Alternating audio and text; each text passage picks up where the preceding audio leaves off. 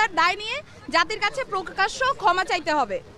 দ্বিতীয় দাবি, আইন শৃঙ্খলা রক্ষাকারী বাহিনী ও দলীয় ক্যাডার এবং সন্ত্রাসী কর্তৃক ছাত্র নাগরিক হত্যার দায় নিয়ে স্বরাষ্ট্রমন্ত্রী আসাদুজ্জামান খান কামাল, সড়ক পরিবহন ও সেতু মন্ত্রী ওবায়দুল কাদের, শিক্ষামন্ত্রী মহিবুল হাসান চৌধুরী নয়ফেল, আইনমন্ত্রী আনিসুল হককে মন্ত্রী পরিষদ থেকে পদত্যাগ করতে হবে।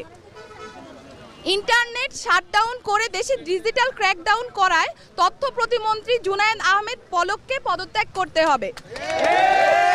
আন্তর্জাতিক মিডিয়ায় শহীদ শিক্ষার্থী এবং আন্দোলনরত শিক্ষার্থীদেরকে ড্রাগ অ্যাডিক্ট বলে কুরুচিপূর্ণ ও মিথ্যা বক্তব্য দিয়ে এবং আন্দোলনকে ভিন্ন খাতে প্রবাহিত করার চেষ্টা করায় তথ্য প্রতিমন্ত্রী মোহাম্মদ এ আরাফাতকে পদত্যাগ করতে হবে।